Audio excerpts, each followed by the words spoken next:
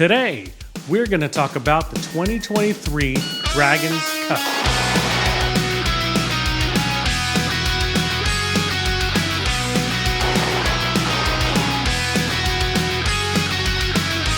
So what are my general impressions about it? This is my first year shooting it, and I really think that this is a must shoot. I think that given all of the craziness that happened, the match staff did a fantastic job. It's a tough match. It's the toughest match I've shot in the last 12 months, and that includes nationals, area matches, etc. And I'll get into why in a second. But if you're looking for the Cliff Notes version of this, to me, you got to shoot Dragons Cup. I think it's the new nationals. I think, with no disrespect to those who are running nationals, I get it. They put on a fantastic match. USPSA does a great job putting on the national tournament.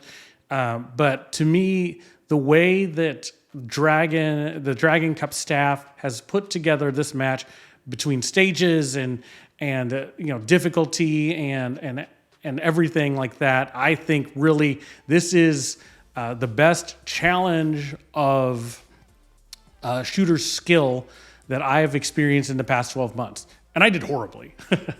But to me, I think it was a great test of skill. Like I said, even it rivals a lot of what you see at nationals.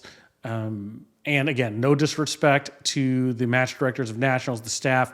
They are also great, but I think really Marco and Billy have done a fantastic job with this match, and it is very much worthy of the level 3 status. Registration for the Dragons Cup was very straightforward. It was on Practice Score. It was announced several months in advance, and I think the registration actually opened in December of 22, with the match being held in April 23, which gave you 4 months to plan around this match. And like I said, it was announced way beforehand, and so you're looking at really 6 months to plan around this match, to plan your schedule, work, requests for time off, etc. I know that that's important for a lot of folks, me included, and so I really appreciated the fact that registration was very straightforward, and it gave us a lot of time to plan around this match. Second thing, travel. Clearly you have options. If you're within driving distance, that's one way, or you can also fly in. So for those who drive electric cars, there are Tesla superchargers in Midland. There are no hotels with level 2 charging around the area, though. The way I got there, I flew into the Midland Airport, the Midland International Airport. It is really a regional-sized airport. They do have normal rental car options, which is great. I'm a national user, and they had national there with no issues. It had no issues getting reservations, etc. Baggage check-in, no issues. Going from the airport back home, I think travel through that airport was very simple. It's a smaller regional airport, and they didn't give me any problems. So fly there with confidence. You won't have any issues. Lodging. The staff of the Dragons Cup, they will find a local hotel to do, discounted rooms and things of that nature, but rooms book fast. So if you're looking to rely on that, then I would suggest that as soon as those hotel spots become available, you'll need to book, right? We had a party of 6 coming to this match, so we stayed in an Airbnb, and that was perfectly fine. I believe there are several Airbnb or vacation rental by owner types of options available. So, but the same thing applies, right? Book early, make sure you have your lodging. The last thing you want to do is try to get there on the day and try to find a hotel. That's a disaster waiting to happen, right? Because there are a lot of people who shoot this match. It's very high demand. Midland, Odessa, it's there are several hotels around the area, but I imagine that they all book pretty quickly. Weather and climate. So we shot this match in April. In the past, it has been later in the year, May, June timeframe. April, to me, was a great time to shoot the match. On my day, I shot all day Friday. The weather was 50s to 70s. It was very manageable. The climate is very dry, however. So if you're used to a lot of humidity, it's a very, very dry climate. So, prepare for that. You're going to get very dusty. Your gear's going to get very dusty. Your gun's going to get very dusty, etc. So be prepared to clean mags. Be prepared to protect your gun from the wind blowing dust around, etc. I did have some issues early on where dust got into my mag well and was not allowing the mags to fall freely. So I ended up having to stuff a towel into the back of my mag well, and I went through the rest of the match without any issue. Make sure you bring sunblock. Make sure you bring lip balm. That was one thing I wish I had, SPF rated lip balm, because it is a bit windy.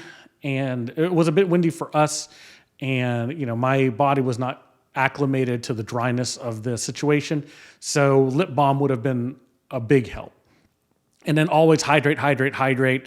With the fact that there's not that much humidity, I did not sweat a lot, and it was hard for me to tell when I was hydrated versus dehydrated. So my personal strategy was to drink at least one bottle of water per stage. The Dragon's Cup staff did provide water, so that was fantastic. You didn't have to go out and buy it on your own. But I would suggest that you may want to buy some electrolyte drinks, be it Gatorade, Powerade, whatever you like. Make sure you have that with you, or you can go to the local Walmart and pick some up before you shoot. As far as shooting surface goes, you can see probably in the video that the surface is very sandy. The one thing to note is there are some medium-sized rocks kind of spread out around the bays, and they're not really predictable. So footing, you have to be careful about your footing. Highly aggressive mud shoes, trail shoes may not provide the advantage that they do in grass. So, be mindful of that. Think about your footwear. Think about those types of things, right? Unless it rains. If it rains, I can't speak to it. It didn't rain on us for that day that we were shooting. But if it rains, I could imagine that it could get pretty muddy if the rain is very hard. What else can I tell you about the climate? Dust will blow and winds will gust.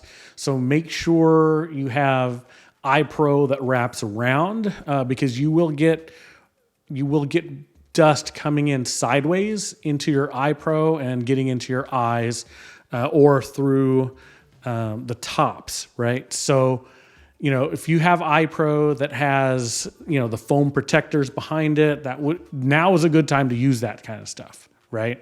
The eye pro that I use is I had Hunter's HD Gold put lenses in a pair of Rudies that have inserts on the side and the foam protector on the frames. So that would come in handy for those who have for those who have that feature on their eye protection. I saw a number of people also using dust masks, or those COVID era style bandit masks, right? And that seemed like it would be very handy to use while you're not shooting a stage, right? To keep the dust out of your face, out of your mouth. Protect your eyes, protect your face. It's very dusty, so just make provisions for that. The range, right. So the range is located in what seems to be an industrial part of town. It's not where you would typically think to find a range, right? So when we were looking for the range, we were a little bit unsure of the directions because you were between two what seemed to be factories or industrial rental complexes. And so just be mindful that when you follow your GPS, it is taking you to the right place.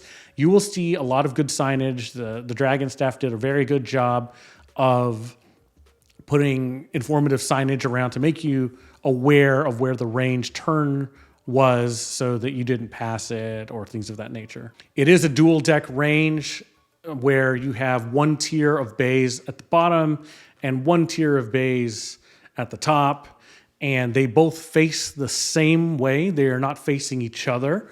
So projectiles are going in the same direction for both bays.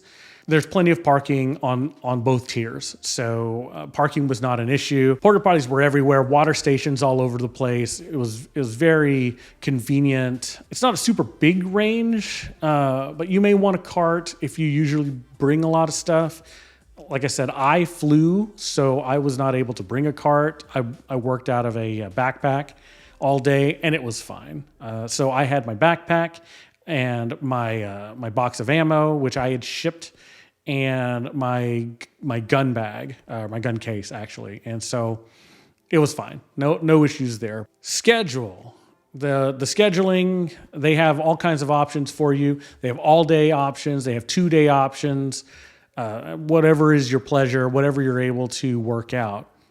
The pro tip from me, though, is that if possible, you should shoot in 2 days, right? So this is a level 3 match with 13 stages plus chrono. Shooting all of that in 1 day, given the nature of their stages, was tough. We were on the range for 13 hours shooting. And towards the end of the day, I can tell you there was a lot of fatigue, both physically and mentally, just trying to keep stage plans in your head. So next year, myself and those that I'm going to the match with, we will be looking specifically for 2-day squads. And now to the stages, the thing that everybody wants to know about, this is a hard match, right? It's appropriately a level 3. These stages were properly tough. They're mostly field courses. If I had to describe the style, I would say that this is a peekaboo style match where you have targets that are not readily visible to you unless you make it to the correct positions. And the match director or whoever built the stages, they did a great job of occluding targets that were part of an array. But if you didn't hit the position exactly, parts of that array just wouldn't appear, right? And that will inevitably mess with you as you're trying to cut corners in a match. You know, you may not see a target, or you may not go all the way to a certain position. You're trying to cheat the position, and you don't actually get eyes on a target, which will then cause you to miss it, right? I know that there were several instances with the folks that I was shooting with who had a stage plan to engage certain targets, but then when they actually ran the stage, you know what happens, right? You'll hear the beep and you'll just go to certain positions and shoot the things you see, and they didn't go deep enough into a position, and they completely missed a target. They didn't see it, they didn't shoot it, right? I also have examples of where squad mates didn't even see targets in the walkthrough, and we spent 4 hours the day before going through the walkthrough. A lot of the stages, most of the stages really were high round count stages, 24 rounds or more. You didn't really have many short courses. We had one that was a fixed time stage, and by and large, the rest of them were larger 28 to 32 round field courses, which gave a lot of natural stage plan options. There was definitely not one way to shoot it. If you look at the video of the super squads, they had many different ways. They attacked the stages in many different ways. All came out about the same time-wise, and it really was based on, you choose stage plans based on your comfort level for the skill set required, right? So that was really good. There were a lot of moving targets, a lot of swingers, they had a slider with a target on it, etc. So if you're looking to go to this match, practice your movers, because there will certainly be movers on this match. Food. Want to mention that lunch was provided to us. They provided wraps, which is fantastic. Light, good protein, clean protein. It didn't sit too heavy. I didn't really feel like it slowed me down, which is good. A lot of matches, to their credit, like to show off the local food, and a lot of times that's heavy barbecues or things of that nature, and that's great. I think that if you wanted to show off your local culture, it would be better for the shooters to do something like sandwiches or wraps during the match, and then have a dinner afterwards that provided the heavy stuff like the barbecues or the steaks or the, the greasier food, the comfort food that everybody wants to try, but maybe not in the middle of the match, right? So going back to Dragons, they did a great job of food selection. It was free. I guess it was part of the entrance fee, but it was provided. We ran over there, grabbed a wrap, sat down for a little while, ate. It wasn't too heavy. It was great. Food tasted good. No problems. So kudos to the food as well. So my overall opinion, as I said in the beginning, this match is a must shoot, I think.